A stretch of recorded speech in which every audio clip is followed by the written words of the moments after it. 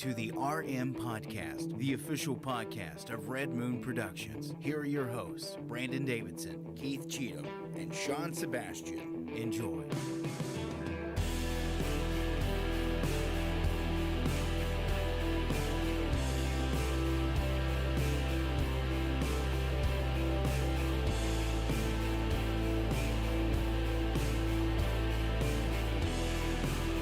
Hello and welcome to another episode of the Red Moon Podcast. I am one of your hosts, Brandon Davidson, alongside our normal new host, Sean Sebastian. And, I was running late. I think we got a wardrobe malfunction. I'm here. He's trying to get dressed. He noticed it right before the show. He said, "Oh my gosh, I forgot my mood shirt." There we go. And just before that, he forgot his iPad. Oh man, now I messed my hair. Look, now I got it. Here we go. You need to undo it. Undo the craziness. Oh, that's nice. Yeah. That looks beautiful. Looks like Gallagher. Gallagher. If only we had like a watermelon. You could bust it. Dude, I got my Oh inner- wow! No, you got look my like inner a. Gary Busey going on. Oh my God. You just sprinkle a little salt on your ass and you get the goats to lick it. You gotta watch his YouTube channel. It's great. pretty good. It's pretty amazing. That's actually a. Oh no, we already got that. Keith. Did I? Okay. I Yeah, wanted we to make fixed sure. that. It looked fine. But mine's all screwed up.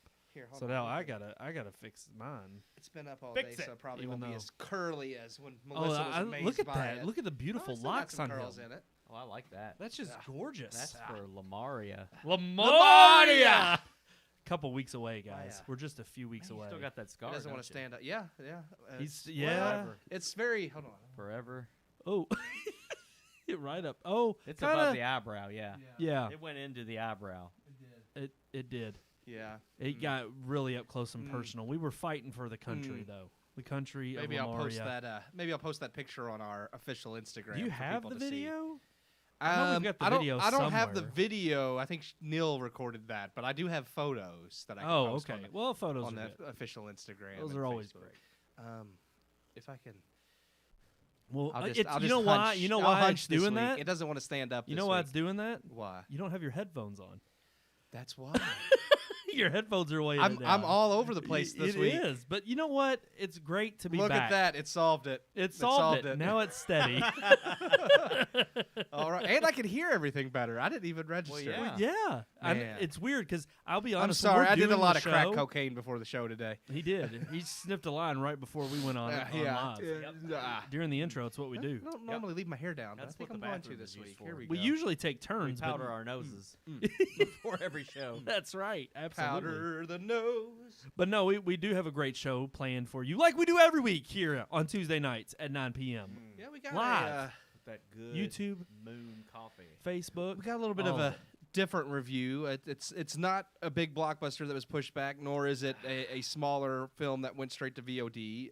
It's something kind of in between. Yeah, AMC didn't really know what to do with it either because they put it in the smallest theater. I'm telling you. I swear, this was the last time I was in this theater was when we saw The Artist. Yeah. Which was an indie flick released back in like 2012. I told Sean, it's like, Sean, I think the TV in your basement is bigger no, than I this. mean literally. It is. When I went home, like I had enough time Viewing to just distance, chill yeah. out in the basement, so I went downstairs and was watching Black Summer on Netflix, and like literally where my couch is, which is about maybe 10 or 15 feet from the TV, it was a bigger screen. Yeah.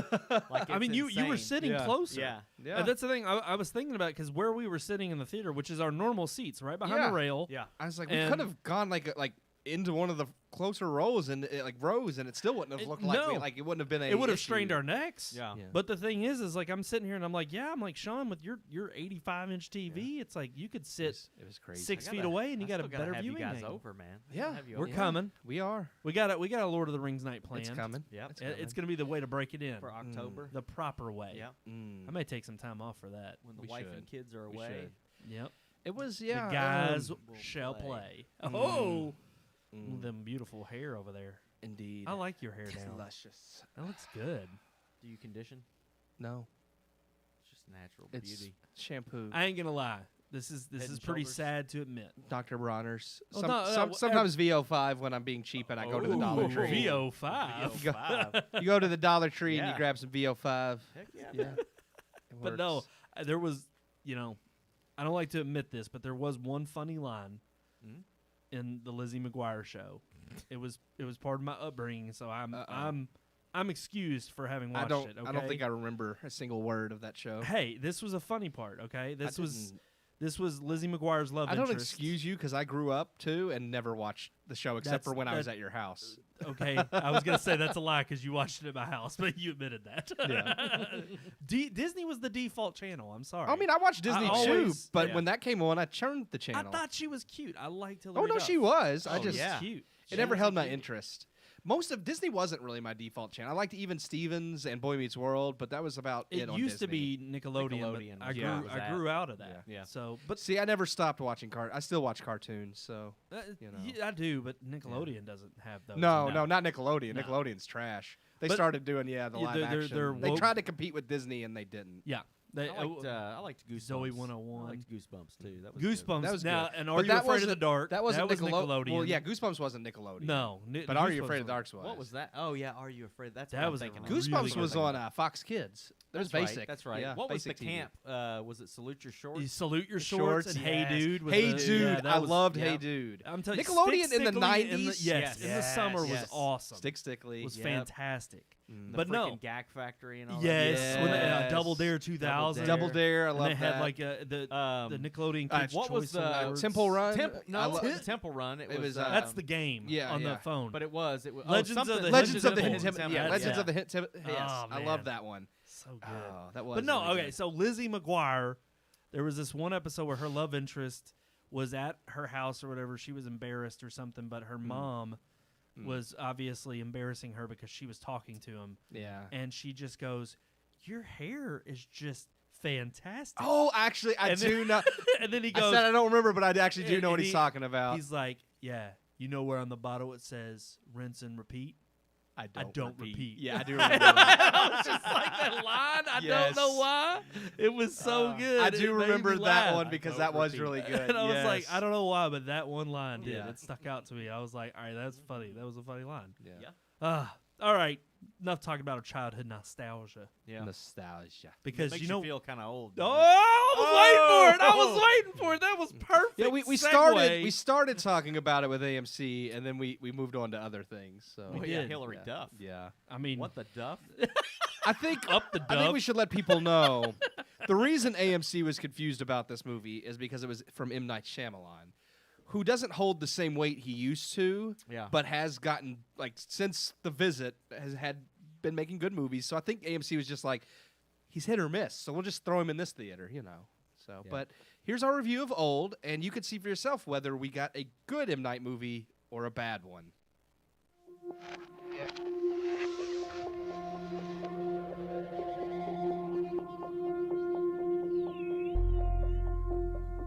Some directors create gold with nearly every movie. Some become legends that refuse to bow out gracefully and continue long past their heyday. Others only make garbage, and some are one-hit wonders. Then there is M. Night Shyamalan, who has proven, if nothing else, that you will always be surprised with whatever he delivers. No, not because he is a master of suspense and twists, but because you never know if you're getting good M. Night or bad M. Night. After an amazing downward spiral that began with Lady in the Water, M. Night's film, The Visit, seemed to be a turning point, with Shyamalan's latest films all being fairly solid. Then we get Old. No, not physically, I mean the film Old, based on the French graphic novel Sandcastles, written by Pierre-Oscar Levy, which was adapted by M. Night for the big screen. To be fair, Old is not a terrible film, and is far from Shyamalan's worst. It does offer a solid story, though this is taken from the graphic novel itself, and this is where the film's problems lie. Most of what is good is because of the story from the novel. A lot of what's bad is completely from Shyamalan. Telling the story of the Kappa family, most of Old takes place on a beach where several guests of a secluded resort have been brought to on the recommendation of the resort's manager, who only offers select guests such an opportunity. Soon, the guests, including the Kappa family, discover they are rapidly aging while on the beach, and find themselves physically unable to leave the beach with no way to contact anyone to leave either. The idea behind Old is unique, but Shyamalan's execution is sadly lacking. While the entirety of the novel's story is set solely on the beach and focuses on the human nature element of people coming to terms with their mortality, the film changes things up a bit to offer more thrills and suspense. But the added thriller element does nothing for the film, and none of the thrilling moments meant to make you unsettled land, mainly because of how stupidly the characters react to many of the life-threatening situations. Oftentimes, things are either too convenient, happening just for the sake of moving the plot along, or characters react illogically in the face of danger, resulting in completely avoidable scenarios. None of the characters are well fleshed out for that matter either, outside of the Kappa family. And while the Kappas have a backstory that offers a few solid moments that either make you feel for them or relate to them, it's not enough to make you care about their fates. Not enough depth is given to the supporting cast, and what little is done only takes more time away from the only interesting people in the film. Don't worry though, what the film lacks in character development is not made up for in acting. While it's not as bad as Mark Wahlberg crying about the bees and the happening, most performances in this film are poor. Shyamalan does his best to add a twist to what was a fairly straightforward story in the novel, and create more depth and explanations for what is happening, something the novel never offers outside of what the characters speculate is causing the events. Shyamalan, however, tries to offer concrete explanations and a happier ending, neither of which are fulfilling. Ultimately, we get a clever idea taken from a simple novel, with a lot of bloated excess added in that does nothing to make the story better. It's entertaining for the concept, but ultimately you're probably better off just reading the graphic novel. I give Old 2.5 out of 4 stars. Ooh, mixed bag. First of all, I just want to thank everybody for tuning in on Tuesday nights. It always is great whenever we get the support that we need and we're looking for. And it's like I mean, what are you going to watch? There's nothing else right on. Now. So it's great that everybody's tuning in on Tuesday nights. Gymnastics, but nobody watches. Nobody's watching. Nobody's watching the Olympics. No. I mean, come on. Well, Lois, nobody cares anymore. Nobody cares. And you know why? All the wokeness, they come to us. That's what I was going to say. To de-woke, to be awake. Nobody.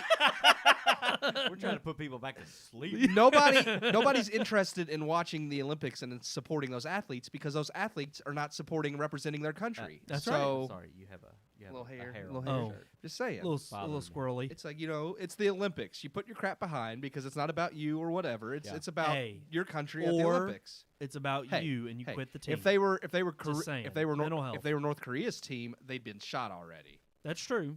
We don't North kill. Korea have a team? I don't know.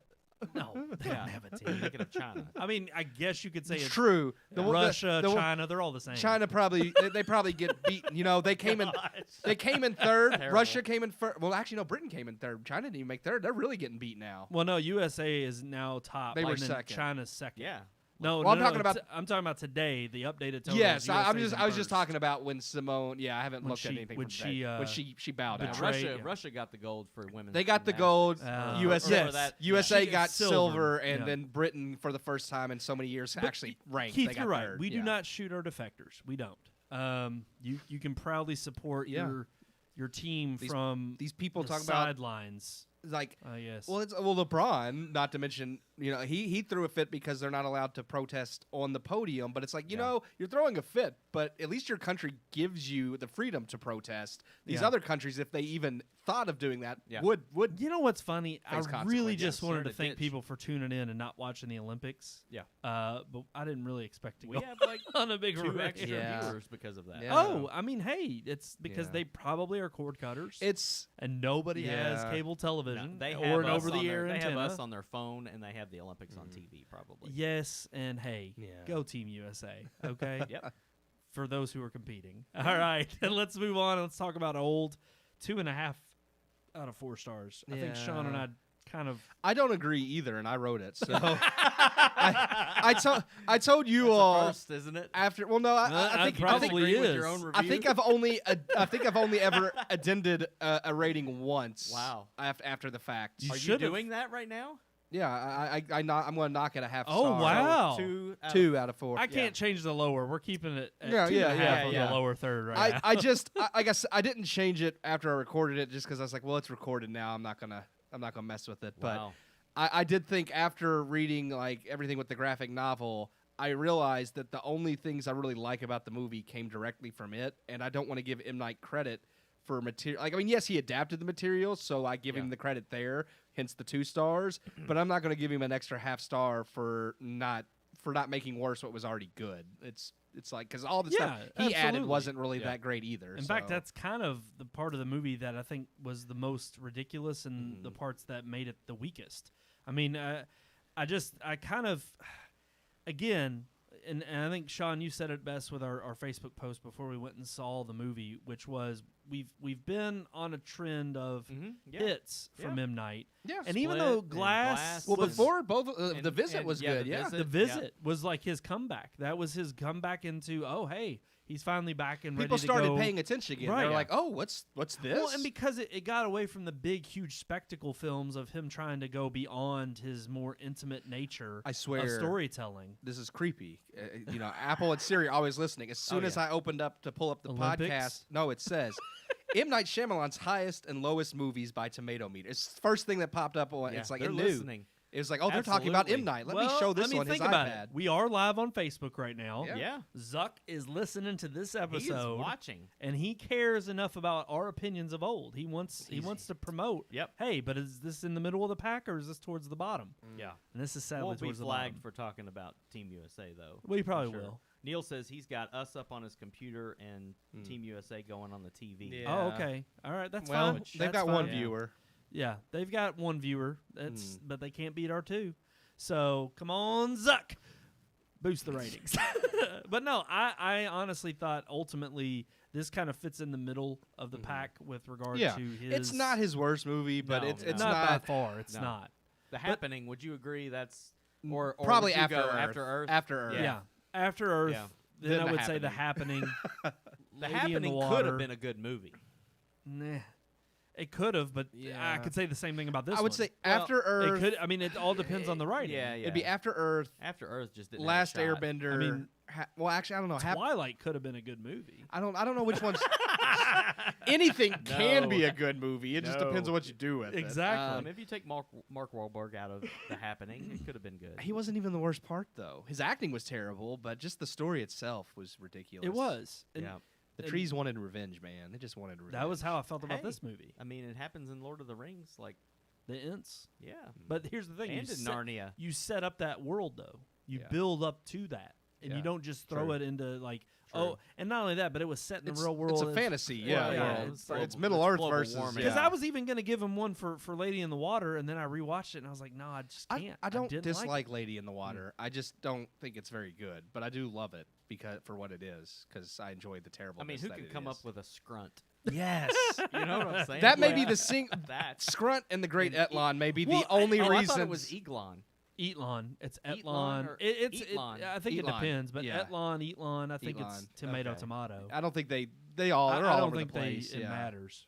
But I Well, the movie doesn't no, matter. it doesn't. But here's the thing: that was an original work. It was based on a bedtime story he told his children. Yeah. This was based on a graphic novel, and That was given to him by one of his by daughters. one of his daughters, So who it- also apparently served as when- his second unit director on the film. Apparently, when he makes something for his children, it just doesn't come out well. Or I just have this feeling that it's weird because there were moments in this that were uniquely M. Night. Yeah. That were a joy to see Mid-sized again. sedan was great. Yeah, yeah. Mid-sized sedan, Yeah, that was good. And then, I mean, Yeah. just little moments and little different eerie kind of the way in which he tells a story I like because it is mysterious. It leaves you wondering throughout the film. yeah. But my ultimate huge problem was there's so many too many conveniences in terms of explaining the phenomena Yes. or the lack thereof of evidence. It's just we're going to throw this out in the ether and say, well, this has to stick just because we need the movie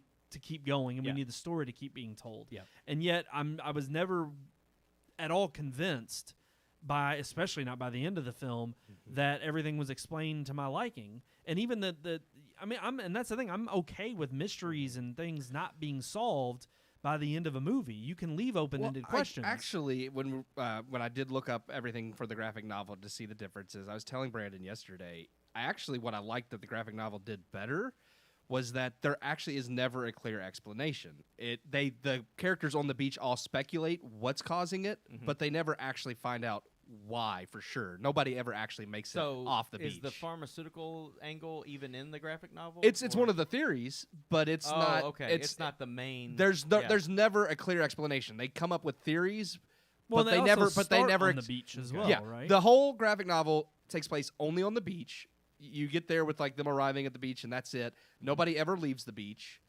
The whole thing is just on the beach, and no one survives. Okay. I don't want to spoil. I don't want to spoil spoil the anything because the ending is actually pretty good.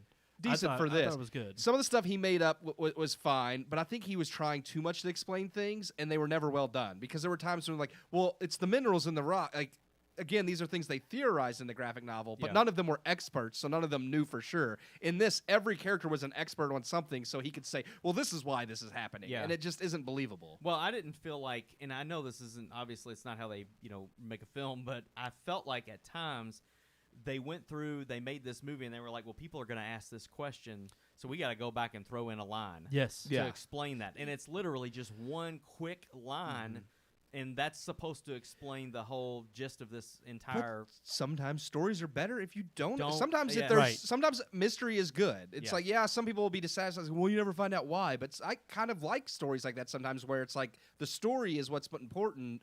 The why, especially when the characters themselves are in the dark. And Sean, you pointed out when we walked out of the theater, and it was like the first thing that we kind of caught on to was they get to the beach, and then the next thing you know, it's like it's a little quirky thing for the kid to be running around and like asking, "Hey, what's your occupation?" And it's funny and it's a joke. And then it turns out that felt all like M. Night. Yeah, it did. Yeah. And I loved comedy it with the kids. and it it's made like, and what I love about him and his writing with kids is he always writes them above their age. But it's like that's kind of a kid say the darndest things. Yes. And I love that. He doesn't treat them like just an insignificant, he actually makes them a full-on character in the story. Yeah. And I like that about M. Night. That's part of what makes The Sixth Sense so good with Haley Joel Osment. But one thing that really irked me was once they get to the beach and they do find out all their occupations, you have all of these people who are, you have a historian, you have a therapist, you have a doctor, you have all of these convenient, and a nurse, occupations on this one island or on this one beach that are now going to help explore the possibilities of basically telling you giving you as an audience member enough breadcrumbs to be like, oh, it's okay. What they just said, well, that's explanation enough because they're experts. That never plays into the actual story, though. No, it doesn't. I really felt like it was. I was thinking, okay, so the nurse he's going to go and test the water and see that theory. Yep. The surgeon is there so he can remove the tumor. The therapist is there because there's a schizophrenic and the emotional stress of everything going on. So I'm just like, everybody's occupation is coming into. It's like maybe they chose these people specifically because of their occupation. But then they don't. Right. They don't ever use that at all. And I was True. like, what the hell? Yeah, well, and then exactly the fact that, and if they don't even choose them or it's by happenstance, it's like, but then it doesn't go any further than that. You don't see the therapist being a therapist. Yeah, you see a tiny bit of the surgeon being a surgeon, but it's in a really unbelievable fashion. Even the historian is able to explain to them how the body's decomposed and how long. She's the one who basically figures out how much time is actually passing based on the decomposition of the body. And I think that is the part where the mystery of the movie, it falls flat. And I think the mystique, because I'll be honest with you, when I was watching the trailer even, so much is told in the trailer, especially for a movie like this, that it doesn't leave anything to speculation when you actually sit down to watch the film.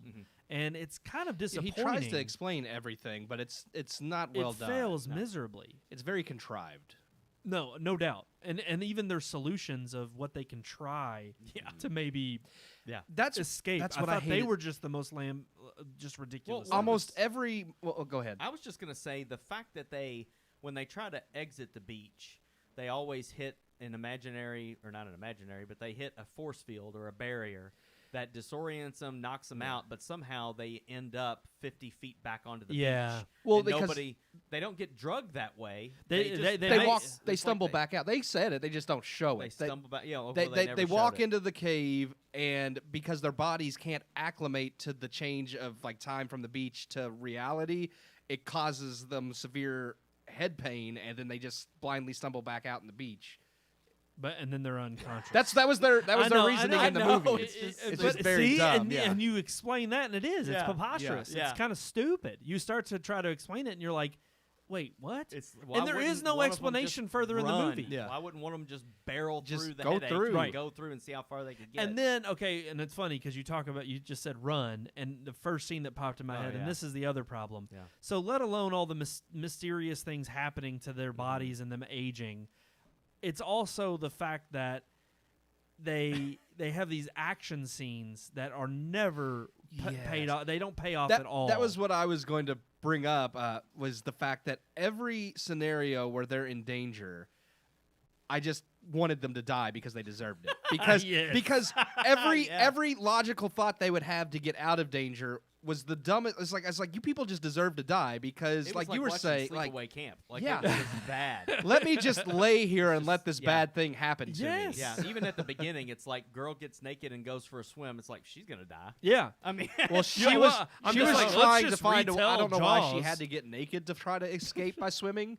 because they was like that was supposed to be what True. she was doing. She was trying to swim out. It's No, like, but, I think that she was just getting naked because she was trying to entice mid-sized sedan to get in her. but they said the only reason she went exactly swimming what she was was to doing. try to Yeah. escape. It's like okay, so she was swimming to escape. What? But yeah, they said. Well, mid-sized sedan says that. Yeah, he said she was trying to swim out and she never no, came back. No, he just says she No. swam out and like it was an the Olympic nurse. swimmer. The nurse Yeah. said it's like that Swam must out have been as what far she as was they could doing was go. trying to escape. And I was going to She say wasn't. Yeah. She was they just were just going for a swim. hypothesizing. I don't know. I think it was intended that that's what she was supposed to be doing. I she just think it was clearly dumb. like again another fault. Gosh, each one of these is rounding me to another thought I had in the Yeah. film.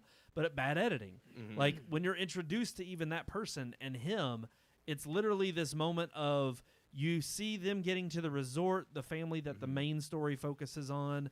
You see them arriving. They're kind of getting a handle on, just in general people around the island and around the resort. Yeah.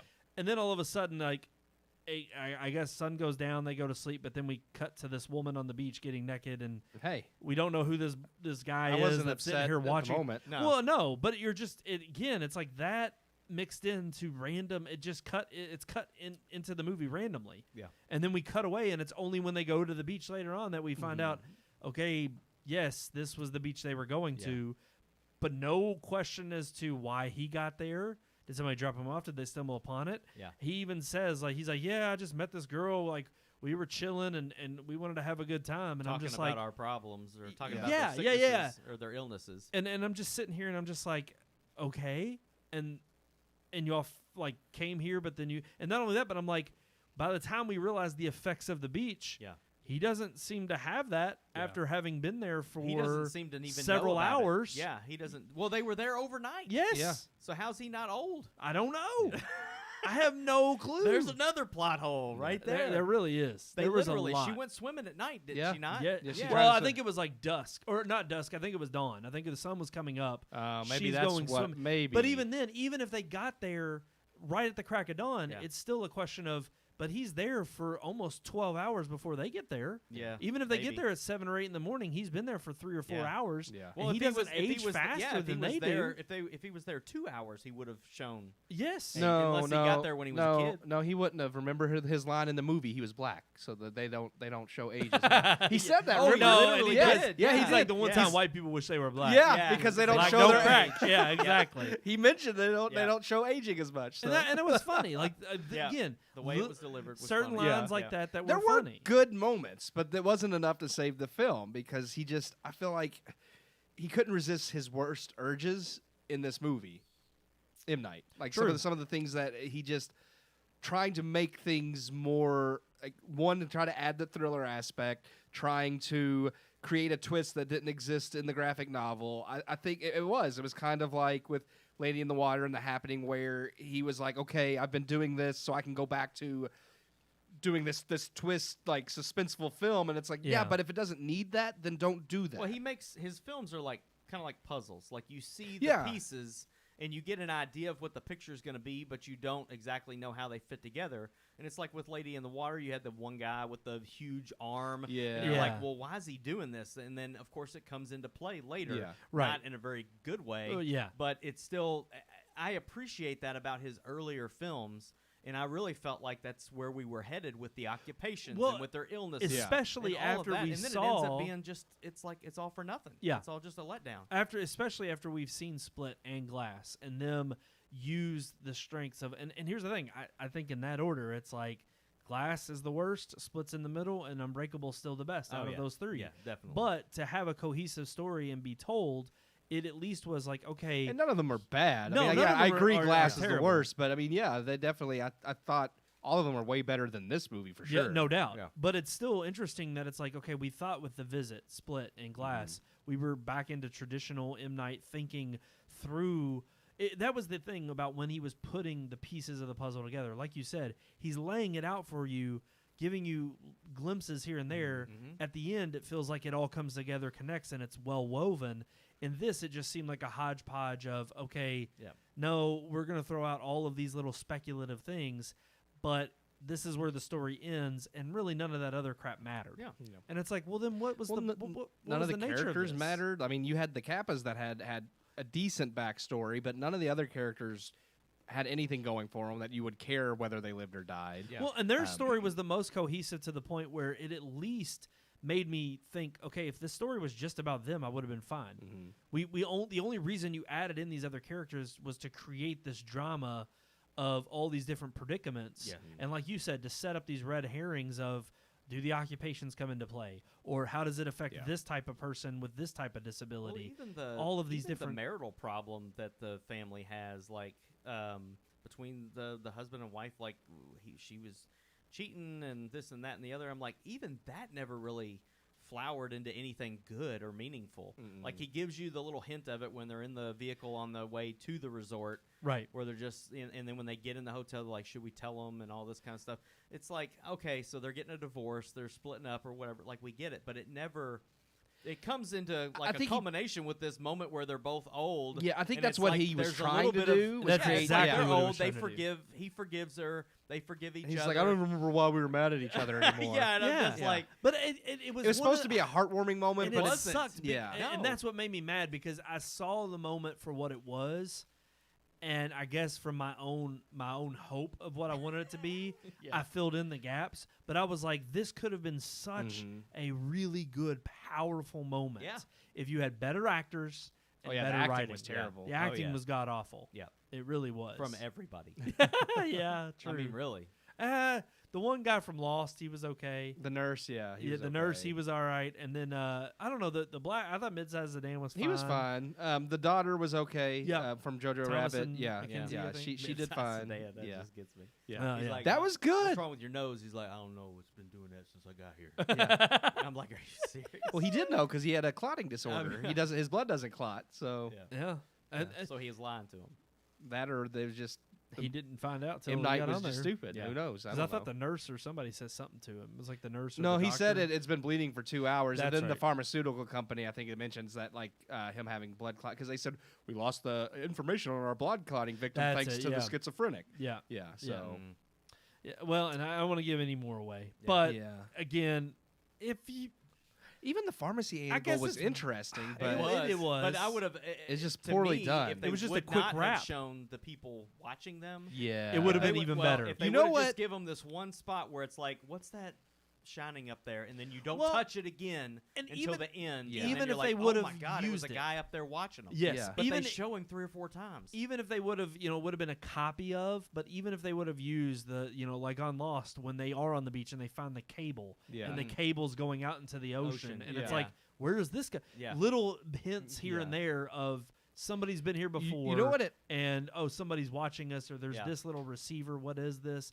Little hints like that, and then boom, Yeah. hit us over the head with it at the end. What the ending reminded me of, but nowhere near as epic or as amazingly done. Like with them, like in the pharmacy in the moment. It reminded me of Cabin in the Woods with everybody watching Oh, the yeah. monitors and the Yeah. horror. Yes. And I was like, only that was way better. Yeah. Yeah. That Much was better. that was Joss Whedon. Yes, it wasn't was. Yeah. John. Yeah. Well, he wrote and produced. Drew didn't- Goddard directed. Okay. Yeah. Which is someone he's worked with on several of his shows before. So Okay.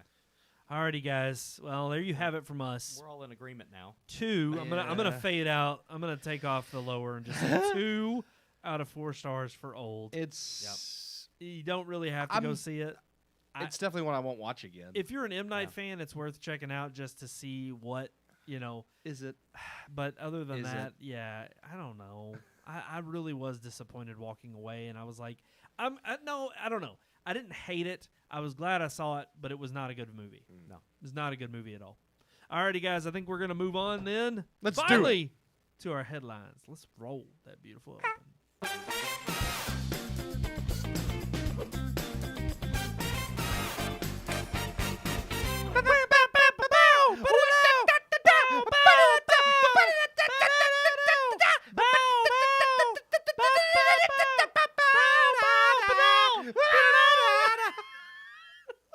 Okay. All right.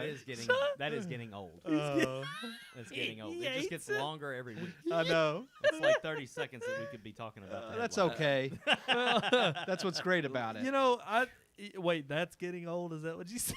That just makes me want to do it more now. I'm just Do gonna it take my more. headphones off every time. Every time, That's fine. good. That's fine. And all our listeners at home, you know, look, we were just cheering on the Olympic teams. That's what we were doing. Yeah. I think by now people know That's- when it gets to the headlines, turn your volume down. That's right. Yeah. Just mute it. Yeah. Mute That's it if why you don't want to Neil- hear. That's why I put it on the computer and not the big TV. I don't know Yeah. why. The Olympics Yeah. are getting the TV over us because of that. Neil, I don't think so. Neil, He they've just- already he heard just you said, he said, screaming. How's your ears, Sean? They're See, bleeding. Neil's enjoying it. Yeah. They're bleeding. He's enjoying your likes- pain. He likes my pain. All the way from Boston. Neil was Your in pain his is apartment. his pleasure. Neil was in his apartment yelling lines for Margaret's Monsters. I think he can take the volume of our Yeah. scatting when we do the headlines open. I'm just saying. Hope we don't When they play move scat. to a new house, he definitely can. Oh, yeah. He can definitely enjoy it there. Should we move on to our headlines? Yes. All right. Our headlines this week, we got a few major ones. Yeah, they're actually There's some pretty good interesting ones. ones. I like them. The first one I want to talk about, which I don't want to get Are they in order this week? Yes, I don't want to Okay. get too long-winded about this one just because again, the box office can be something that's a little bit of a I find this one really interesting, which is why Yeah. I asked if we're doing them in order because it's the theater, right? Yep. Okay. Yeah, cinema is not back. It's not back. As much as Vin Diesel had claimed it with F9, families are staying home. Right? I mean, just from Go to us the going to movies. the theater, I can there's still not a lot of people there. So yeah, I agree. Like they're not fully back yet. People aren't returning in droves, and Yeah. they probably won't now you have people saying that we're going to have another round. We might have to close things down again. You need to wear your masks again. So that just scares more people to not going back to the theater because now it's like, oh, we might have to have another mask mandate Well, and that's the shut point. things down. That's yeah, the point. Yeah, To scare people. Yep. I agree. And I mean, how do you open things back up? It's like here we have like the most open we've been, and now businesses and theaters are hearing, oh, well, you might have to shut down again. No, they want more businesses to be indebted to the government.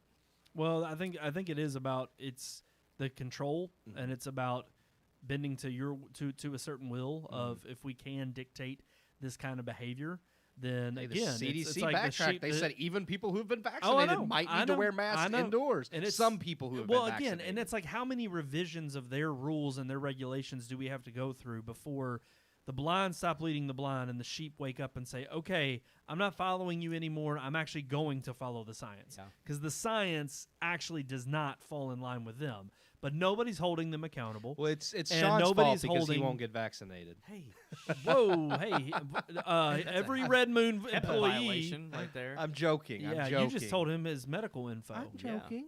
I didn't How- say it was true or not. I was just joking. Last time I checked, I I just think- mandated every Red Moon employee he get did. vaccinated. We have our cards. Sean has been vaccinated. I identify. I just as think it's vaccinated. funny because that's I stuck stuck it in him myself. I only mentioned Sean because he brought this point up.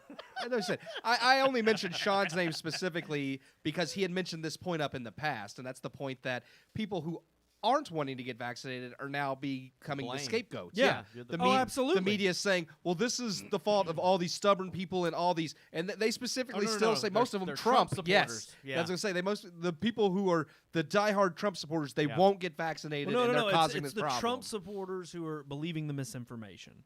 And I don't want to get off on a political tangent, but it's No, sad no, to but say still. that these political I haven't instances. been misinformed. No, I don't no, trust it. you haven't been. Anything they're telling me, Well, I have to do. Here's I don't what trust pisses it. me off. I don't give a shit if you have been misinformed. If they let it is go, your I would personal probably do it. choice. Well, it is. It's your to not get vaccinated. It's My body, anybody's my personal choice. Yeah. My body, my choice. Where are they now? Where are those same assholes that should be spouting the same exact mantra, Yep. but they're not? And they can't be intellectually honest. And you want to talk about misinformation, it's those who are not intellectually honest with themselves or with the actual scientific facts. The point is regardless of what my individual right is, if I do not want to get the vaccine, and I am not mandated to, which I shouldn't be, then I don't get it. And guess who's at risk? I am. Yep. I am for not having gotten I it. put myself at risk You when are I smoke taking- a cigar every Tuesday. Yes. I'll put myself at risk for COVID too. Yep. And here's the thing. I'd rather get Every- that as than long the every- as vaccine. everything you every do- person who is conscious and saying, I am electing to not get the vaccine, you know what? That is your right. Actually- Because the vaccine is available for those who want to go and get it, for those who actually want to not spread it or even not be affected by it, those who have gotten it after getting vaccinated, very minimal, small cases, and even those, most of them have not been hospitalized, a very, very small amount. Yeah. When you're talking about 300 million people. 97% of everybody who gets it Well- isn't hospitalized. At this point, absolutely And not. like they've said, even with the Delta variant, they've said that those who have been vaccinated, it's still very. I mean, it's I not love the as title. effective. Like, I just love it. It's just like they make it sound so Yeah. it's the Delta. The variant. Delta, but they said the vaccine and those who've been vaccinated it is still very effective Yeah. against the Delta Wait till we variant. get to the Gamma variant. The I'm just Gamma I'm variant. telling you, Gamma. it's Oh my coming. God. I'm gonna be the Hulk. I got the gamma. I got the Gamma. It will. It'll turn But to green. any choice you make, no matter how minuscule, comes with some type of consequence. Yeah. Hey, And let's talk about the every movie time, theater. that's I was getting there. So I was trying to work. Okay. I was trying to work us back there. And no matter what you do, whether you're going to the theater or not, I mean, you make that decision. Yeah. And all this is going to do is pit. I mean, we've already seen like the theater that's been throwing shade at Disney for Black Widow. I'm like, well, you lost out on a lot of money, but can they keep that fight up when?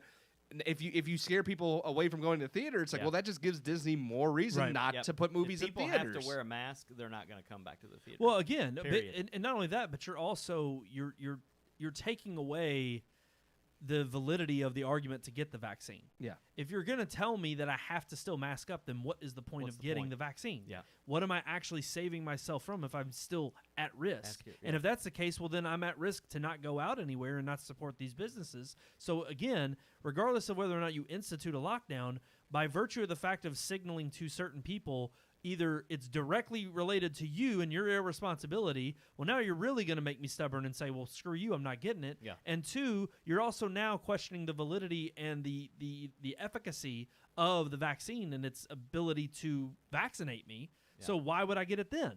So it's a double whammy. And I understand why cinemas and theaters are skeptical.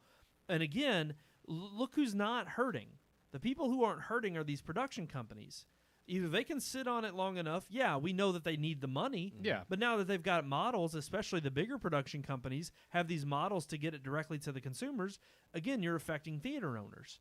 And we've seen exactly what happens in the instance of those who are fans of just either going to the theater or a certain, saga that comes out, whether it's Black Widow or F9. There are so many movies that have already been pushed back and delayed that, I mean, it's ridiculous. It's like, look, even the studios, I mean, yeah, they can afford to sit on it for a while, but at some point, it's like, look, you have to release these movies. I don't think. I mean, they we've been waiting for afford another Ghostbusters. round. Yeah, we've been waiting on Ghostbusters for I know. almost 2 years now. Yeah. They're Yep. supposed to release at the beginning of 2020, and now it's going to be the end of 2021 when we Yeah. finally and see it. And all of this kind of makes us sound like we're saying like these movies are more important than people's They are. They are. well-being or whatever. Some of Ghost them are. like Ghostbusters. It's like the only problem with COVID is not how many people have died. It's that Ghostbusters hasn't come out That's- yet. that's my That's not what point. we're saying at all. It's just no. You're No, not. no, it's I know what's in your heart. It's the ridiculous. It's the ridiculous. I'm just saying, there's a few people I might comparison. trade for Ghostbusters. well, I said a few. yeah.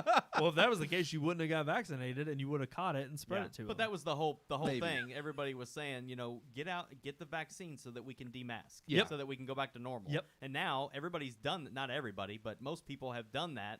And Not you're still 70. not going to let Not us go back to 70%. They didn't hit it. We're Well. we're only at 60. That 10% well, matters. and that's the problem. The problem is that each of these goalposts, whether they were 95% won't be enough. whether it's to completely eradicate the disease.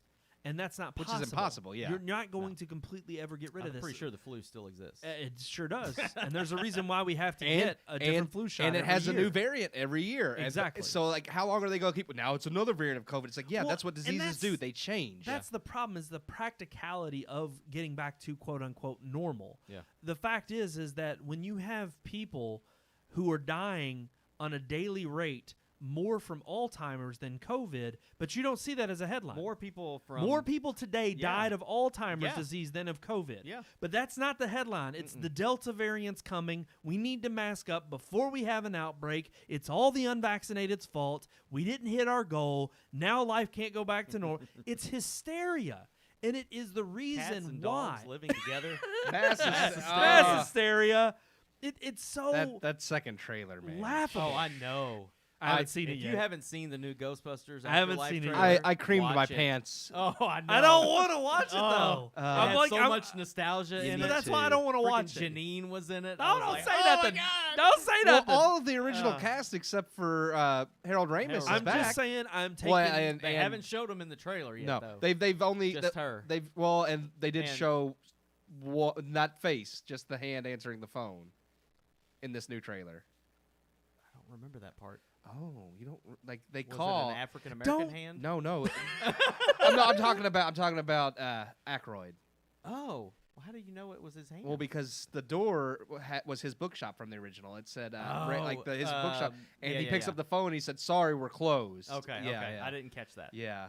I gotta watch it again. I just want to watch it. It was now, great. but I don't. I want But to be it did lead me surprised to when it believe comes out. because everything they're hinting at is that these kids are the grandkids of Egon, which would Yep. be great because Egon he and passed. Janine, yeah. And it seems like that maybe because they did have that fling in the first movie. So I'm like, this Yep. is really cool. Yeah. I mean, I'm those excited. spores, molds, and fungus really got it. Yeah. It looks really well As done. long as he didn't Yeah, pass that It's- on. It looks, really well done. Jason Reitman, son of original director Ivan Reitman, who is producing. So it's like you have both of them working on this together. Well, and after mean- the abysmal Ghostbusters, whatever the hell that I was, have some- Answer the call. Answer the call. Even the special effect, because they show off a little bit more of like some of the supernatural effects in this movie. Even that, like, it looks modern, but Very it still much looks in line with the first movie. It looks like everything Yes. from the first two movies, but just cleaner because it's modern. And I'm like, this looks good. Like, it looks like Ghostbusters. it looks like a natural evolution. The of ghosts of look like Ghostbusters. The beams, the lights, all of We're it. just talking about Ghostbusters. Yeah, You want to move to the next headline? that's true. Well, True. we can. Yeah. Look, cinema's Sorry, not we back. we nerded out. Sadly, we should have led with Ghostbusters because that's a more topic. I'm like just a, really a better excited. topic to my start my with. inner child is super excited Yep. about this. Yep. We will continue to watch the box office results, but the fact is they both F9 and Black Widow both saw a 70% drop They in did. its second week, which is not And, good. and F9 doesn't have a streaming service to blame it on. Nope, they came out solely. So it really is a question of people are going back who want to go back, and then Everyone who going wants the to go second back week. goes the first week, and that's kind I think of the it. article that we linked to in the description is going to be. They call them the popcorn poppers. They're Yeah. the people who just show up because they just want to see a movie, and so they just go out for a night, and that's one of the things they choose to do, and they're not showing up. Alrighty, guys, let's move on to our second headline, which this one's interesting too. So, obviously, Suicide Squad is our next big superhero film coming out, not this week, Super excited. but next week. Yeah. Or all of us are looking forward to it. We'll definitely be reviewing it here on the show. Yeah. But James Gunn has sounded off on superhero films. And I agree. Hasn't gotten as much flack like Scorsese did, but maybe that's because Gunn has already directed Guardians of the Well, Galaxy and is doing Proven himself, Suicide and he Squad. makes a good point. Yeah, and so he kind of went after superhero films, and he was like, look, the ones that I've seen lately are getting stale, they're getting boring, and I just don't want to see the franchise go the way of the dodo bird yet. Yeah. I want it Well, to... it's like any mass, like when you had when westerns were popular, and then they died That's because what they became generic and boring. And war films.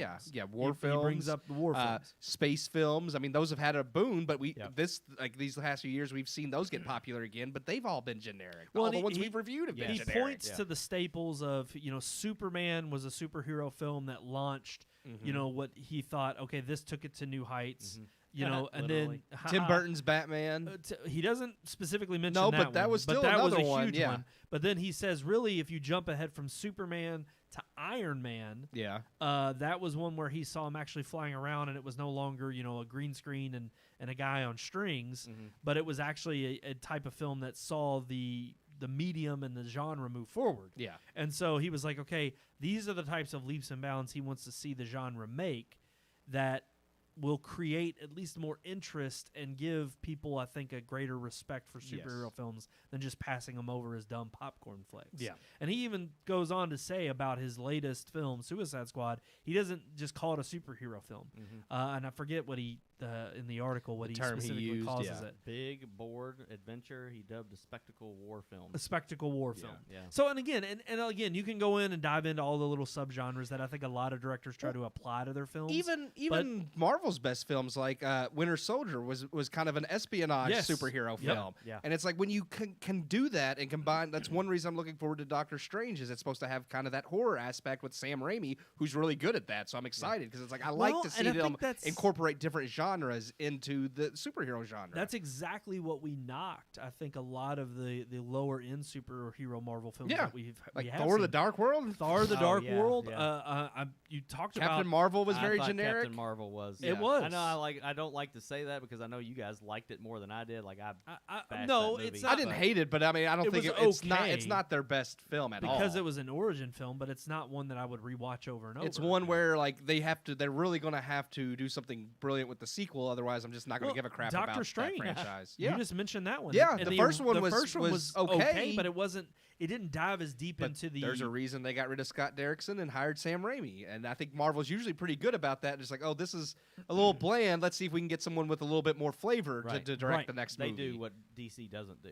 right. They actually they make changes. Yeah. Yeah. And they make changes based on what they expect Yeah. from. I mean, that's why I think Black Widow was so good. We talked about how it had the edgier content and the darker story. It was more of kind of like a spy, like Mission Impossible with a Marvel film. Which I mean, towards the first half, the last half became kind of more generic Marvel. But Yeah. still, And again, I think he's got much more street cred, just from having directed Guardians of the Galaxy and making again. He really was the first in the Marvel line of films to go beyond just the more worldly, more, I would say, subdued and kind of grounded type of reality. He set a trend that Marvel really, because I mean, after him, then they brought in Taika Waititi for Thor, which was really good. The Russo brothers. It's like they kind of like, okay, we can give things a little bit more personality and let directors put a little bit of a different spin on this. It doesn't have to be, Iron Man 2 and Thor 2 and the ones that were just generic sequels. Absolutely, yeah. And so I don't know. I'm looking forward to Suicide Squad. I think James Gunn is at least one of those unique voices. I think the director who did Shazam is another one of those. I had high hopes for DC Patty with Jenkins. Patty Jenkins and Wonder Woman, but sadly Wonder Woman One-hit 84 wonder woman. that was good. I like that. Oh, see, when you hit him out of the park. All right, let's move on to our third and final headline, which we were talking about. The Exorcist. Yeah, I don't know how I feel about this one. I'm Just intrigued. made a deal. Universal just made a deal with Peacock for $400 million for three Exorcist films, a trilogy. And my question is okay, we had a slew of Exorcist sequels. Yeah. The original's the only one. The worth original was watching. good. Some of the sequels were okay. Like 2 was okay. But yeah, they just got dumber and dumber, as most older horror movies did. Do we really need this? Well, here's the, For if you $400 notice, million, was this a deal worth if you making? notice, it's a trend. And it's funny because they actually got the director of. I was going to say it started with Halloween, but they got that director to. He's the one that's going to be. And Danny McBride is also involved in writing, which he was in with producing Halloween and writing. But Halloween started the trend. It's like, let's make a sequel to the original. We'll ignore all the other sequels, and this will be a direct sequel to the original Halloween. Yeah. They're now doing that with Candyman. We're going to ignore all the sequels. This one will just be a direct sequel to the original Candyman movie. Yes, it's like Blumhouse. So if it's horror, they are on it. They are. That's so it. now it's like, well, let's ignore all the Exorcist sequels, and we'll make a direct sequel to the original. And I'm not absolutely opposed to the idea, but at some point, it's like some movies just. Halloween's fine to be a franchise. Candyman's fine to be a franchise. Exorcist never needed to be more than one movie. Nope. And honestly, it's so good that it shouldn't have been. Yeah. That was really in the It's in like, the it's like heyday the Omen. of They made a bunch of Omen right. movies that never needed to be more the than one movie. film was enough. But it's like The Exorcist is such a classic film that it was really one of those movies that should have been untouchable. Yeah. But because it was made at the time, it's one of the only horror. I know. But it's like, and it's funny because this is what I thought was weird about the deal, which I know money and inflation, especially this day and age, changes. But it's like the original, since its release, has garnered $412 million in total, revenue. Yeah. But it's funny because I'm like, well, they just paid $400 for these 3 sequels. They sure as hell hope that they're making that money back on these 3 sequels. Yeah. And you would think that they would with that kind of, property. But even still, I mean, I can't even say the same. They mentioned it in the article about, Netflix just having made the same kind of $400 million deal with Knives Out and getting those 2 sequels to appear on their streaming services. And I'm like, but is this like, again, throwing darts at, I mean, this seems like a lot of money for things that are not necessarily going to pay off.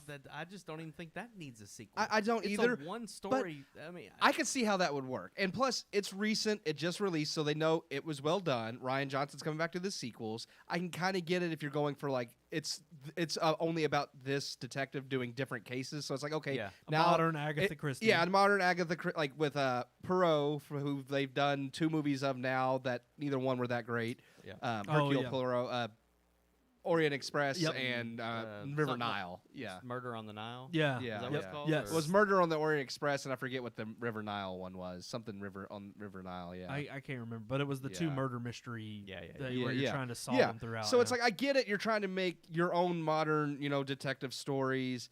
I still think that I can understand why you would front the money for 2 sequels for that up front, as opposed to The Exorcist, which was made in the 70s, never had a really good sequel. So now it's kind of a bigger gamble that if we don't knock the first one out of the park, well, then we've wasted money for sequels that nobody's going to be wanting to see. Yeah. And that's what I think, which we've always kind of questioned Netflix's deals in that regard. Yeah, they because spend it's more. like for how much they're We've spending. been operating in the red forever because we just throw money at whatever. We know, and the funny thing is their stocks actually took a huge hit this past, I think it was 2-3 weeks ago. Yeah. Where because the fact that they actually lost subscribers, and that wasn't supposed to happen, especially right after the pandemic. Well, and it's like, when you I'm keep sorry, canceling things people want to see, and now you keep making like more and more of what they make is no longer quality, or it's some type or of. there's just too much. Yes. Yeah. There's too much content to actually view. Well, another thing you got to think about too is I have never received a year of Netflix for free. Nope. Apple TV, HBO Well, Max. it doesn't even have to be a almost year. All of them are giving you some subscription for free. Yeah, half a year or a year, or Just you a can- trial. Or with AT&T and Verizon, you one or the other, you get Apple TV for life, or you get HBO Max for life, and it's like that's a deal that you can't get with Netflix anywhere. And it's like, so I feel like there's other streaming services that are being much more competitive, not only in their pricing but in their And you know what in their Netflix would say? deals. They have to. Yeah. They would be like, They have well, to get we're subscribers. the premium. Yeah. We're Yeah. the premium service. But here's the thing. Everybody gets These us. other services, they may not be making as much as Netflix, but some of the things they are making, they are trying to ensure are a higher quality, like Netflix used to when they started doing originals. Now, like you said, Netflix makes so much that it doesn't matter if it's good or not. They can just throw money. It doesn't matter. Well, again, if Netflix knows its days are numbered when they look at how much content past and even present the other studios have. Netflix has to compete in that sphere because one day when all these other streaming services have their own and they no longer have to whore themselves out to get it on Netflix, it's like, okay, well, now you don't have to go there to find something. But that's fine. But then you need to know your audience. When you make shows like He-Man, that pisses everybody off because you can't. It's like, but I'm just saying, it's like It's true. It's quit making garbage. Or when you tap into that nostalgia. Is that using the proper pronouns? Can they even make that? I Well, know. it's actually he's not in the title. It's Masters of the Universe Revelation. Oh, they did that on Oh, purpose. okay. Yeah. Well, they did because he's only in the show for like 2 episodes. Yeah, I don't want to say. I don't want to spoil Is it stuff, but yeah, Z-Man? it's not about He-Man. It will be someday. Zerman? Let me say, after this series, Mm. it is Z-Man. Z-Man. Oh, God. I'm just kidding. No. I'm just kidding. I haven't watched it, so I don't know. Let's just say if the Rotten Tomato score is any indicator, which anytime It's there's got like a that vast, 90% by critics and a 30% by users. Oh, it's yeah, that says it all. huge Yeah. gap. Yeah. That tells you right there. You could tell why the critics love it. So it's woke AF. Yes. Yep. Okay. Yep. I mean, that's exactly it. Yeah. You know immediately when Yeah. you see that big of a gap. All of the Yeah. burly He-Man heroes, they're just dumb men, and it's really the women that save that. The whole show's about Tila. It's not about He-Man. So And there's there's only was it 6 episodes? there's only 6 episodes, but still, it's like they. I don't want to spoil anything, but they get rid of He-Man pretty quick. Can they even call it Masters of the Universe? Doesn't that Should be signify Mistress slavery? of the Universe. Yeah. Well, how come she? How come she? Well, can't because be a master? they're mastering What's wrong the with that? universe, not people. It's okay if you conquer. Oh. Actually, I don't know because then that shouldn't be some environmental thing, right? You can't conquer the world and the universe. universe. That's true. Yeah, that's true. Yeah, that's Yeah. Well, you can if you That's are not the bad okay. guy, because he would be. I'm I gonna mean, write a we letter. aren't we all a little bit like? Is it Skeletor? Skeletor. Skeletor. Yeah, aren't we all a little bit like Skeletor? I'm really disappointed because See, that's, to me, if I was anorexic, I'd be offended by Skeletor. Yeah. Actually, he was always buff too, though, which is always funny. It's If like I had He-Man an was eating always like disorder, I'd be like, Skeletor was ripped and he just had the skull. same for me. Yeah. Hey, that 90s Master at Arms. that movie with Dolph Lundgren or however Yes. his name, that was amazing. Yes, I love that yes. movie. I It mean, was it's just classic, terrible, like, but it it's is. terrible in a Gwildor. great way. Yeah. Well, and I think Which that's, was basically just what's So his good. name in the show? I don't know why they just didn't use the character from the show. Gwildor? Yeah, he's not in the show. Oh, he's not? No, he's never been in any of the shows. That's right. That's right. It's the little wizard, like with the wizard hat. That little creature, dude. Orko. Orko. But then they instead of having No idea. instead of having Orko, Orko they and changed Gildor? Yeah, they changed it to Gwildor, and I'm like, why didn't we're you just going use over Orko to from the show? Nomina, and we're gonna There's- fight for what's Nimanook. the name of the guy? There's a hilarious know what review. The drunken It's the critical. Is it Critical Drinker? critical drinker. Or I think that He does I'm it. You should saying watch it. right. He does a review of the show, and he makes fun of the fact that My in brother-in-law, this animated Jeff, series, He sent that to me. Okay. He's got a lot of followers anyway. But my brother-in-law Okay. Jeff sent me that review. It's pretty. in the review hilarious. he makes fun of the fact that in this animated series, Tila is more muscular than Dolph Lundgren in the Yes. actual live action movie. Wow. And Yeah. she gets like this butch haircut. She has and- the side. to- She oh, had- yeah. Courtney it's- Cox Should I was in say- that movie. yes, she in the was. original movie. I'm gonna go home and watch that now. I'm telling you, man, dude. When Is that that on cow, when the Netflix? cow moves and Gwildor goes, "What is that hideous cry?" I thought I was gonna lose it. He's great. I love that freaking movie. Gosh, That- his we should little watch that voice. at the lake. Yeah. You know what's I'm great? gonna- Yes, we need to need to get watch that that movie at for the the lake. lake. But that this all brings up the point of when they're making Universal and Peacock making this deal for The Exorcist. It's Yeah, like yeah. Hollywood can't be original. They can't. At least when you're making crap movies like He-Man, it's somewhat original. It's Yeah. based on some original content. Yeah, Alrighty, guys, I think we're ready to move on to our relationship segment. we should. Let's do that. Let me tell you about the birds and the bees and the flowers and the trees and the moon up above. And a thing called love. Oh, I like that. Oh, a thing called love. Don't do that to me. I was, Don't do that to I was me. doing it to love. The whole thing. Game over, man. He just does. You still need that one. On He's here, one too. know. he's one actor I wish Bill Paxton. I wish they would AI. Fantastic. They'd love- bring back an yeah. AI for him. Yeah. I'd interview him You so shut quick. your mouth. Don't dishonor Bill Paxton that way. I'm not back. Yeah.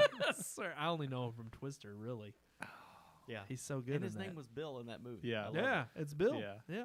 That's great. All right. Alrighty, guys, our relationship segment this week. Keith, you want to introduce it? You came up with this segment. a good It's pretty one. good. Mm, It's a very pretty good. good one.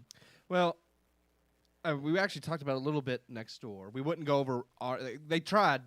Your neighbors tried to pry what we were going to say on the show out of us, and we're like, you have to watch the show. They know it by the lower third. But as now. I was saying over there, well, I told them what it was about. Yeah. They just wanted our There's- stories. They wanted us to actually share our stories. Yeah. It's like no, you gotta wait for the show. There's a Yeah, saying yeah. that says, there's 3 types of relationships. For one's for a reason, a season, and a lifetime. And it got me thinking. That's a good You one. know, Write there that are down. definitely people I felt in my life that were placed there for a reason, for a purpose, whether it was to teach me a lesson or I needed maybe some type of support in that moment. And then, of course, there's still people in my life that I would say that are going to be in my life the rest of my life. You two. You're dealing with it. For whatever reason, God put me in my life. I haven't figured that one out yet. No, but yeah, there's definitely, I think, relationship. I told Sean, I think I'm in your life to help you in some way. I think that's what it is. No. So You're going to get to heaven, and he's going to be like, let me show you around heaven. And you're going to be like, why were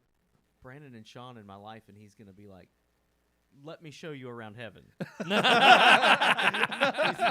going to answer that question.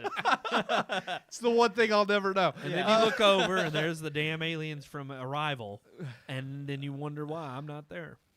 And it's because, well, I don't know where we're going, but I really hope not to heaven. if there's aliens in heaven, then my idea of heaven it's completely different. Like what the Bible tells me is like everything in heaven right now. And the crystal sea and that big freaking mothership. No, they write the past, present, and future. You get to the pearly gates, and instead of Saint Gabriel, it's E.T. with the little book. He touches you with his golden finger, his little glowy finger. Man, if I saw that, home, and then the gates open up, and you get to go in. You're home. Shit, Spielberg knew this. Oh. Holy crap! How did he get this But, right? He was Jewish. Yep. Obviously, I mean, I think there's lots of reasons that you two are my friends, but even outside of that, there's definitely been people. Bob Evans, I think particularly people that I don't talk to anymore, but that I still have fond memories of some of the people I hung out with or would do things. And I mean, they were my friends at that time. And I wouldn't say, I mean, if I met them out on the street, I would still like greet them as a friend.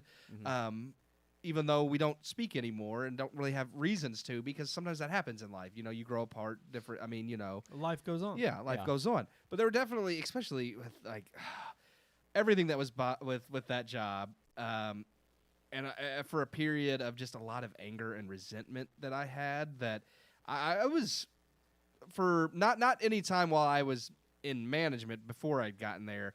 There was definitely just a dark place I was in at one point in time where I just felt like I was constantly used, which is probably true, I would say.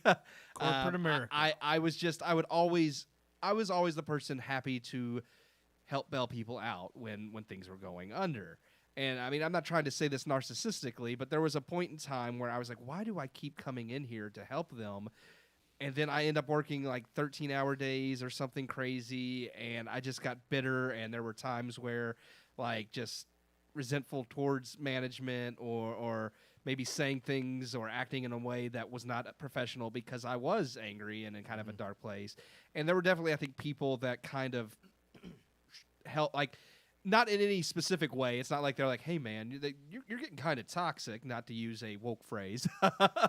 But it was one of those things where I think realizing just how it affected certain relationships, too, I was like, oh, I really feel like these people were here to kind of open my eyes and be like, hey, if you allow this to take you into this dark place, it's going to take you somewhere that you're not going to be a better person for. And it really opened my eyes to be like, okay, I just need to let this bullcrap not bother me, because otherwise I'm going to turn into the angry old a-hole that's spent 30 years at Bob Evans and it's just miserable. Yeah. With a lifetime and supply. I mean, and that's just one. That's just one example of. It's like, okay, I definitely have relationships that I think helped mature me and realize that what I thought was like how things should be isn't necessarily how reality works, and you have to learn to adapt and be like, okay, I don't have to let go of my convictions or ideas or my morals, but at the same time, if you cling to like, well, no, this is how things are supposed to be, and reality isn't that way because people don't share those morals. It's about learning, how to adapt and impart those morals and not let the world change you either, but not becoming this terrible person at the same time. So no, absolutely. I would agree. I mean, do you have anybody specific, or was it just the people at Bob Evans and just Bob Evans in general and what it provided for you during that time? Oh, there's specific people that not everybody at Bob Evans, but there were friendships that I had at Bob Evans that I think, and even past relationships or girlfriends or friends. Just I think everything. When I look back, it's like there's people I don't talk to anymore, and a lot of people are like, man, so I think some people have regrets about things, but I'm like, I mean, there's things I could have done better in my life or things I could have done differently, but I don't really have many regrets because it makes you who you are today. Yeah. And those relationships, while some of them maybe I may not have gone the way I would have liked because of my immaturity. I realize now it's like, well, I needed that so I could grow, so that the relationship you I'm could meant be to be mature, with, yeah. yes, it's like that way the person I'm meant to be with or the friends I'm meant to have, I don't run them off because of that same level of immaturity. I'll get to it in a sec, I guess, because I Yeah. kind of want to piggyback off of that Yeah, a little yeah. bit, because I completely agree. But Sean, what about you? Do you have? I have one of the things when I thought about this today at work after you guys, put it in the group text, I was like trying to think about it, and there's a lot of moments in my life that I feel like at the time I felt were very insignificant, but now that I look back, I see the results of those moments and how significant they were for me. And I don't want to name people specifically, just because of there's people that might be watching that know some of the people that I would refer to. Yeah. But I can honestly say that after going through incredible heartbreak over a relationship ending, I remember a guy that didn't really talk to me a lot at church because, he was an adult and I was, early 20s. I think I was 20. But I remember walking out of church feeling like, out in the vestibule crying, and this guy came out of church and knelt down in front of me while I was sitting in a chair, and I remember him putting his hand on my knee, and he was just like, he was crying, and he was just like, from experience, you'll be okay. And Yeah. and I was like, okay, hey, thanks, I appreciate it, that kind of thing. But years later, especially after he died suddenly, it really hit me. It was just like literally like maybe the last thing the interaction we had one-on-one and not in a group setting or like a church group setting was literally that moment in the vestibule, and I was. It means a lot to me, and it did help me. Yeah. And I look back at it now, and I'm just like, I wish I could thank him. I know someday I will, because I know that I'll see him again. But there's that moment. Then when I worked at Lowe's, I struggled really bad with going from. I was 18 when I started working at Lowe's, and I remember going from like church and youth group and kind of branching out into that job and being surrounded by a lot of people that said and did things every weekend and came into work, wasted and high and went around and just drank and partied all the time. And I was around those people and kind of invited into that. And I remember thinking to myself, like, there's nobody here that I work with that can relate has to any. on Well, that level? there's nobody here that Yeah. believes in God. There's nobody here that I could talk to if I had a situation. It's just like coming and work 8 and 10 hours every day, and I'm surrounded by the wrong kind of people. Right. And then this guy that hired me ended up being a huge influence and pulled me through the years that I was at Lowe's, because he was that kind of person, and he grounded me in that while I was at work. I looked forward to coming to work and working with Gary just because I knew that he was gonna give me like he would quiz me on Bible stuff. He'd be like, hey, I'm gonna ask you a question, and then you got to go home and give me the answer tomorrow. And it got me reading my Bible again. Yeah. And it was just like little things like that. But I would have not made it the 6 years that I was at Lowe's if it wouldn't have been for Gary. Like that, he was my rock there. Yeah. And it was just kind of weird because I didn't think about it then, but I think about it now.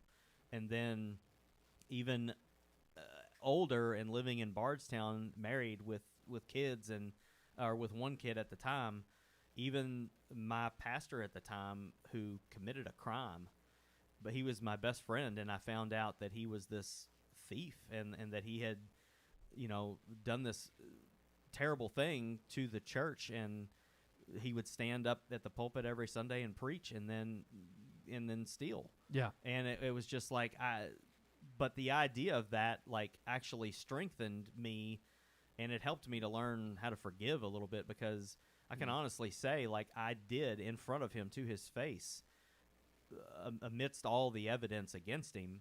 Like, I forgave him, right? I mean, I told him, I said, I don't care what you did. I forgive you, but you have to tell the truth and you have to answer for it. And, like, if you don't do that, then I have no respect for you. Yeah. Like, but I love you. And again, I forgive you. I'll walk away and not ever mention it again, but you have to do what's right. And I forgave him, and I don't believe he ever did what's right, at least not to where I could see it. Maybe he made it right later. But he did, he went to jail for a while and paid that, part of the sentence or whatever. But still, like, it took a lot for me to forgive him, and I still, to this day, if I saw him, I would hug him. Like, he moved states away. Like, I probably never ever see him again. But if I did, I would literally walk up and hug the guy. It's almost like in those instances too, they would move states away, and they probably wouldn't even want not because they don't want to be associated with you, but it's their own healing. Well, they kind of they gotta get a fresh start, especially if you are trying to repent. Oh, yeah. It's like, and you have this reputation. And I don't know if he ever did try to repent. For all I know, he's still lying to himself and lying to everybody else. But it took everything I had to forgive him, and I really felt like if I had not had him in my life for the time that I did, that I would have never matured to the point of being able to forgive somebody for something that's even unthinkable sometimes. Yeah. And not only could I forgive him, but it made me realize that I'm just a man, and there's nothing divine or special about me, and that I'm going to fall just as easily as he fell, and that we all do, and that I have to forgive myself too for things that you do. You're not going to be perfect, even if you're trying to walk that Christian walk. Like, you're not going to ever live up to that standard.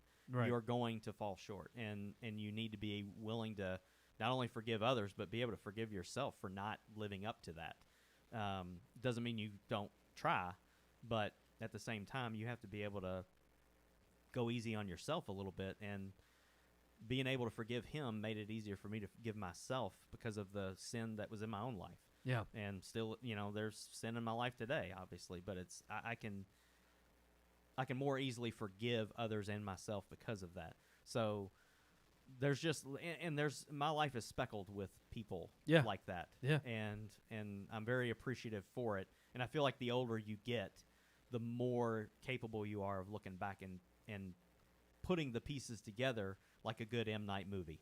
Like you see it. Yeah, I really feel like the older I've gotten, the more capable I am of seeing that. Yeah. And no doubt. So. I mean, it's weird because it's like, again, I think we've kind of given overarching emphasis instead of specific. I mean, we have talked about specific people, and no doubt in my life, there's definitely been those specific people, and easily I could say a friend that I constantly text all the time that I've been meaning to catch up with, Logan. I mean, he is a great childhood friend, and it's not, again, it's kind of one of those things where life has just driven a wedge between us because, we both have our own things going on, whether I'm doing Red Moon stuff. I don't quite have a family yet, but I know he's got his wife and his children, and so he's tied up in that. But we constantly, on birthdays and Christmas, we're texting each other, and we're like, we got to hang out. And, of course, the pandemic has, I know for lots of people out there, has driven that wedge between some people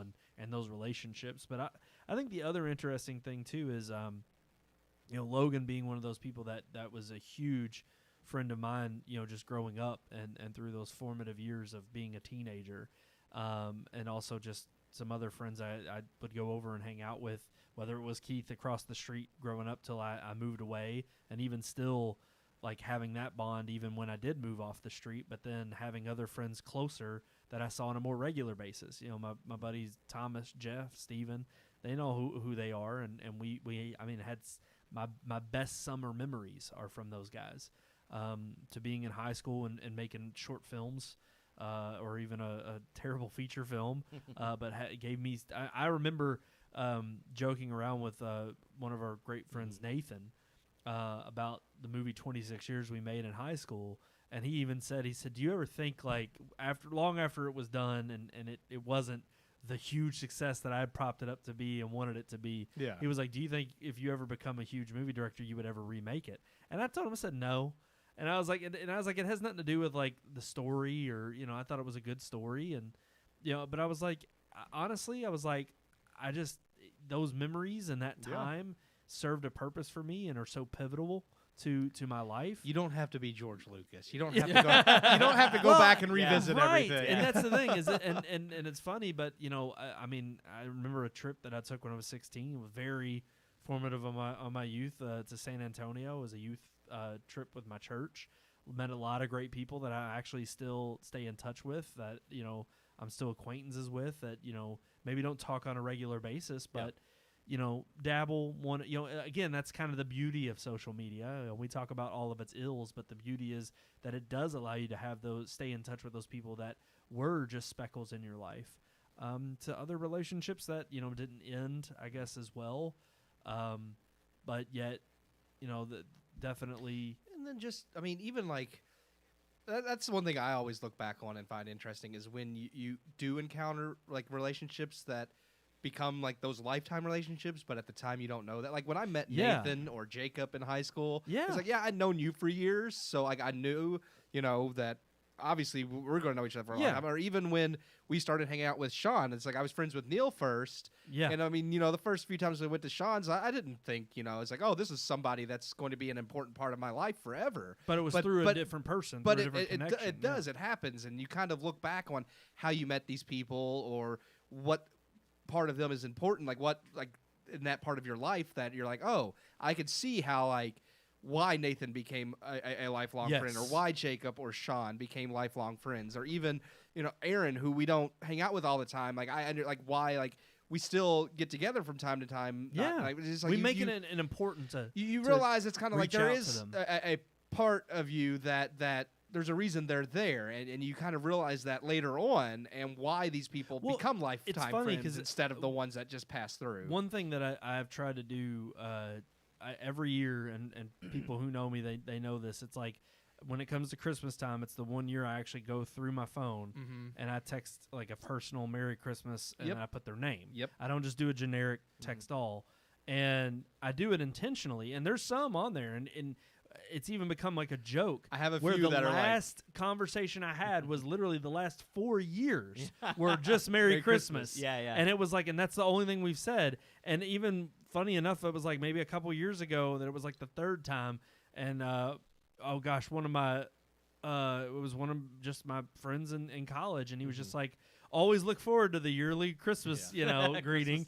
Yeah, and it's just, it was funny, but it's like, even though it's kind of this acknowledging of, maybe we don't talk, and maybe you're not so huge a part of my life that, every impact that you make in your daily life is going to impact me or vice versa. But it's like you still were a part of it, and you're a kind enough, soul that I remember your influence on my life, or at least your impact you did make. Yeah. And of course, it's like you were saying, Keith, at the beginning, the little, there's a season for some people, and then others, who are there to stay. Yeah. And it's like, but I think they all have like the reasons that they brought to your life. I do think I don't think anything is, well, I mean, for my faith anyways, I don't believe anything's just happenstance. Right. I mean, no doubt. I think there is a reason for everything. And there are obviously those who are more so than others.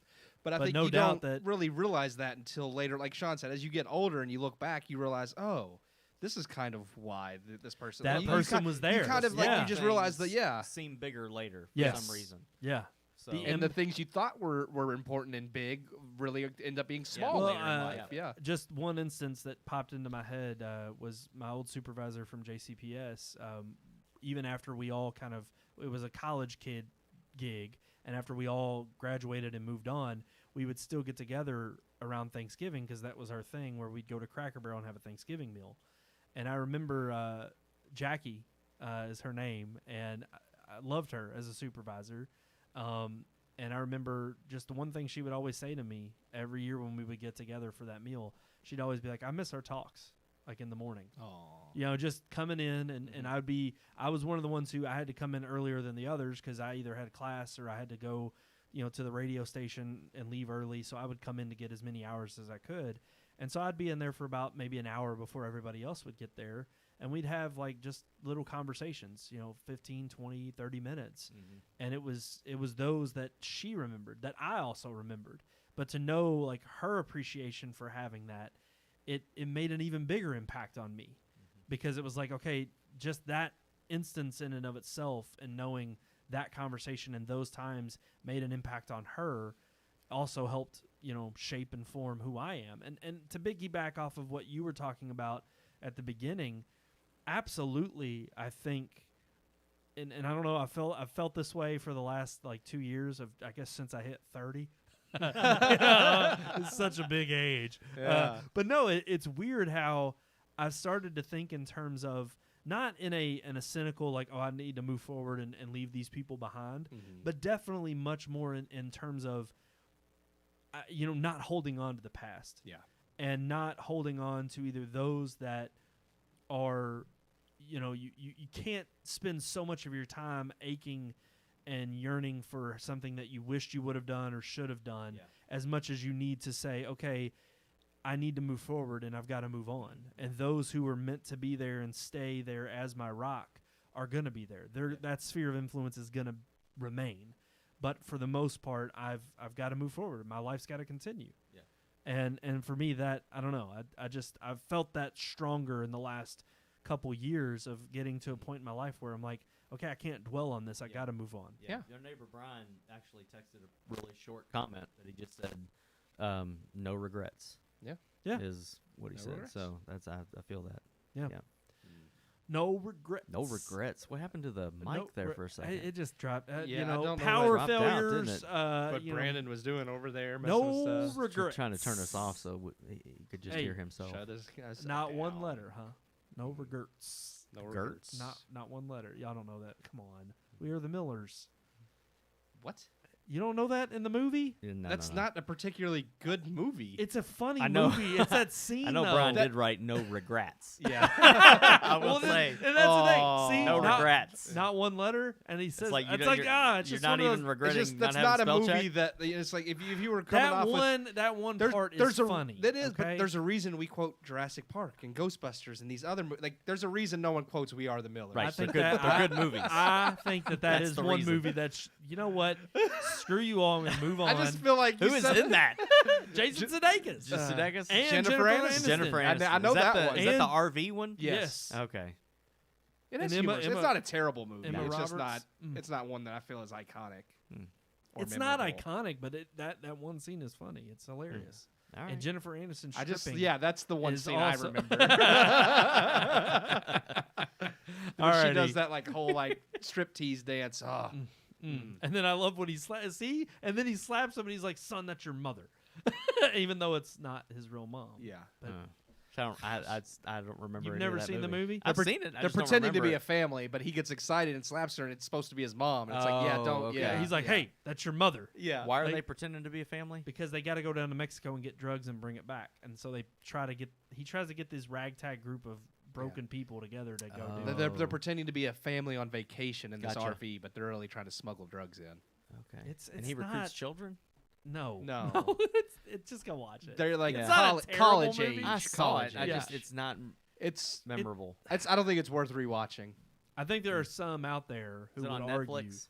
Probably. Okay. Or it's on some streaming on service. something. I think there are some who would argue that it is I would memorable. give it 2.5. or that it's quotable. I'd give You. it 2.5. I would, yeah, me, and Okay. all of my fans that would also agree that Arrival sucks. Alrighty, guys, we Yeah. want to thank you all for tuning in this week. Just like every single week on the Red Moon Podcast, as always, you can catch every bit of Red Moon love here on Mhm. Tuesday nights at 9 p.m. on YouTube and Facebook. Or think you I've can had follow us right there. Too all much of our social nicotine and links. caffeine because my head's just wow. That's a quotable It's probably line. because you let your hair down Yeah. for the first time in a while. Yeah. Owen Wilson. Wow. Wow. Wow. Wow. Wow. I love that. Have you seen the YouTube of all his wow? Wow. Wow. Wow. I love watching that. Wow. Owen Wilson saying wow. There's actually a good one of I think it is it no, it's not Tom I think it is Tom Hiddleston, maybe. Who's Hiddleston? Hiddleston. It's Heredity too. It's Hiddleston. Hereditary. I always screw that. Heredity. But no, it's him making. He mocks and he does. Oh an yes, impression I've seen his of- impressions and they're very good. of Owen Wilson. He did and it's Owen pretty good, Wilson. yeah. A bunch of actors. Jimmy Kimmel had Owen Wilson on and then had him watch his impression. It was pretty good. Yeah. What's his name? He was in Joker with Joaquin. Oh gosh, I don't know. The only other big name actor in the movie.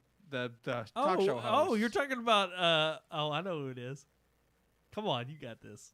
I'm not going to think Godfather. of it right Robert De Niro. Yes. Yes, thank you. I was Thank you. waiting for him to That's say. to say, I know his name. I just was drawing a blank, and I'm like, I'm not going to think of it. Yeah, Yep. he did an impression of him that was really good. Oh too. yeah. Everybody does an Yeah. impression of De Niro. Yeah. But no, his actually was pretty. That and Al Pacino, he did him too. He did a couple of actors. Booty but they Sweat?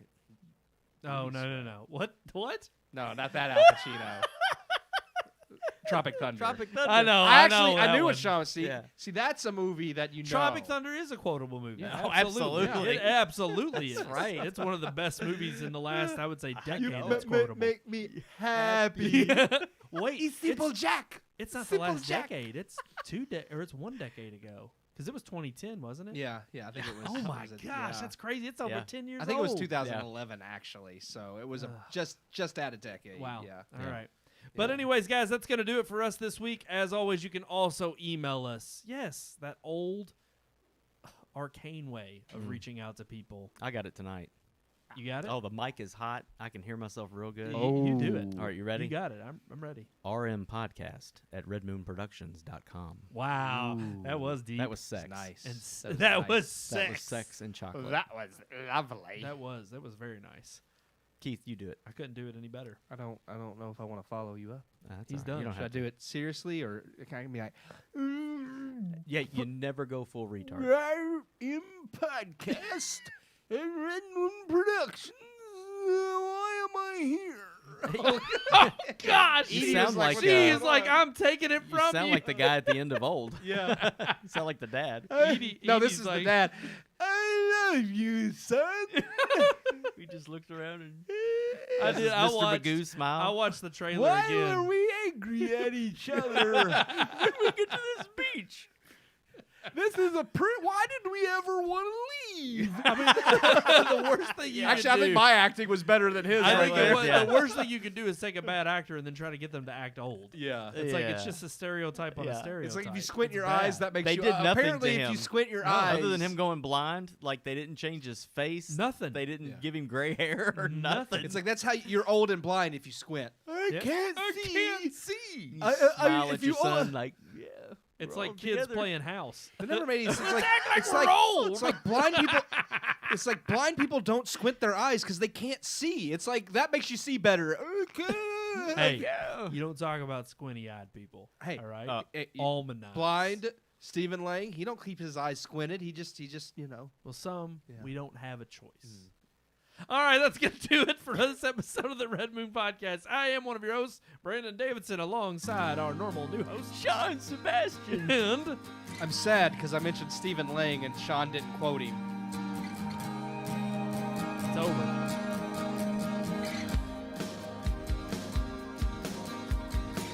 We hope you enjoyed this week's episode. For more reviews, previous podcast shows, and everything Red Moon, visit our website, redmoonproductions.com. You can also like us on Facebook or follow us on Twitter by searching for Red Moon Productions, LLC. We'll see you at the movies.